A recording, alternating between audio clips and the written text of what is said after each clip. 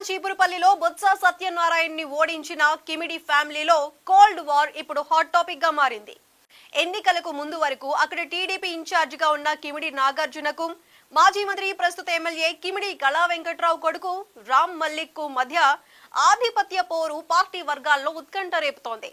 మాజీ మంత్రి కళా వెంకట్రావు తన కోసం సీటు త్యాగం చేసిన సోదరుడి కొడుకు నాగార్జునను కాదని తన కొడుకునే రాజకీయ వారసుడిగా ప్రమోట్ చేసుకుంటూ ఉండటం వివాదాస్పదంగా తయారైంది. కిమిడి వారసులిద్దరూ ఎవరి గేమ్ వారు ఆడుతూ ఉండటంతో వచ్చే ఎన్నికల నాటికి పార్టీ అధిష్టానం ఆశీస్సులు ఎవరికి దక్కుతాయన్న చర్చ జరుగుతోంది. ఇప్పుడు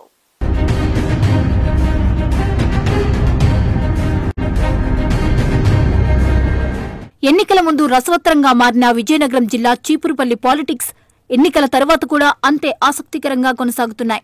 ఇంకా చెప్పాలంటే అంతకు మించి అన్నట్టు తయారయ్యాయి. అది కూడా ఒకే పార్టీలో ఒకే ఫ్యామిలీలో పాలిటిక్స్ కావడం మరింత ఉత్కంఠ రేపుతోంది. 40 ఇయర్స్ ఇండస్ట్రీ అయిన మాజీ మంత్రి కిమిడి కళా వెంకట్రావు అనుభవం సాక్షిగా ఆయన హయాంలో జరుగుతున్న రాజకీయం చీపురుపల్లిని హాట్ గా మారుస్తోంది. ఎక్కడ ఎవరు కత్తులు దూసుకోకపోయినా, ఎలాంటి విమర్శలు చేసుకోకపోయినా టైం బాంబ్ పేల్చుకోవడానికి రిమోట్ సెట్ చేసుకున్నారనే గుసగుసలు వినిపిస్తున్నాయి.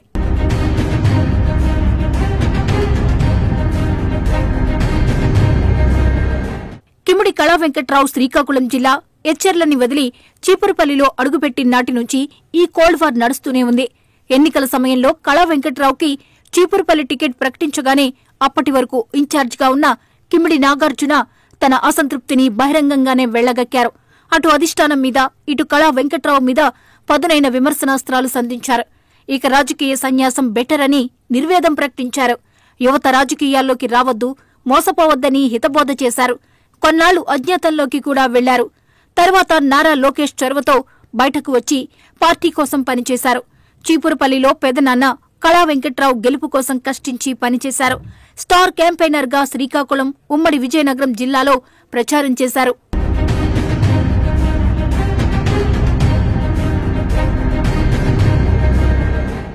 సీన్ కట్ చేస్తే కూటమి ప్రభుత్వం అధికారంలోకి వచ్చింది.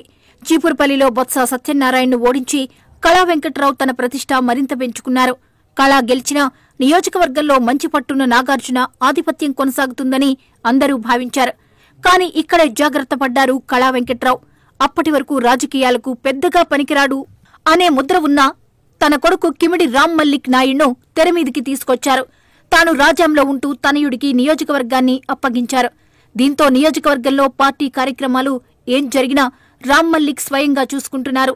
తండ్రి సలహాలు, సూచనలతో నాయకులను, కార్యకర్తలను కలుపుకుంటూ రాజకీయ ఓనమాలు దిద్దుతున్నాడు. 5 ఏళ్లుగా నియోజకవర్గాన్ని నమ్ముకుని ఉన్న నాగార్జున్ను కళా వెంకట్రావు పూర్తిగా విస్మరిస్తున్నారట. ఏనాడు పిలిచిన పాపాన కూడా పోలేదట.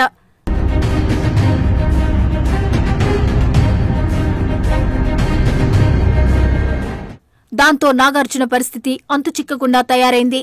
2019 ఎన్నికల్లో అదే చీపురుపల్లి నుంచి పోటీ చేసి ఓడిపోయిన నాగార్జున ఈ పరిస్థితిని అసలు ఊహించలేదట. పార్టీ అధికారంలోకి వచ్చాక తనకు అవమానాలు జరుగుతున్నాయని ఫీల్ అవుతున్నారట.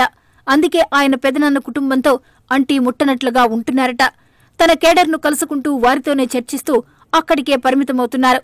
అప్పుడప్పుడు జిల్లా పార్టీ అధ్యక్షుని హోదాలో విజయనగరంలో ఉన్న అశోక్ బంగ్లాకు వెళ్లి కార్యకర్తలకు అందుబాటులో ఉంటున్నారు తప్ప ప్రభుత్వ కార్యక్రమాల్లో నామమాత్రంగా కూడా ఎక్కడా ఆయన కనిపించడం లేదు.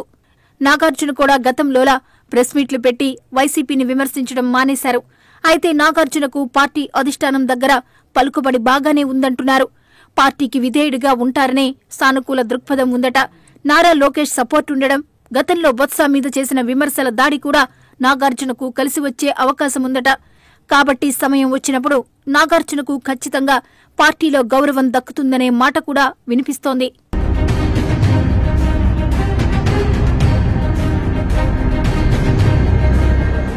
మరి భవిష్యత్తులో నాగార్జునకు ఎలాంటి గౌరవం దక్కుతుందో చూడాలి.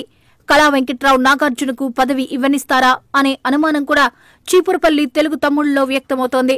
మొత్తానికి చీపురుపల్లిలో ఘోర పరాజయం చవిచూసిన మాజీ మంత్రి బొత్స సత్యనారాయణ శాసనమండలిలో ప్రతిపక్ష నాయకుడిగా దర్జాగా ఉంటే, గెలిచి అధికారంలో ఉన్న కిమిడి కుటుంబం మాత్రం కలహాలతో కుమ్ములాడుకోవడం ఇప్పుడు జనం నోళ్లలో నానుతున్న విషయం.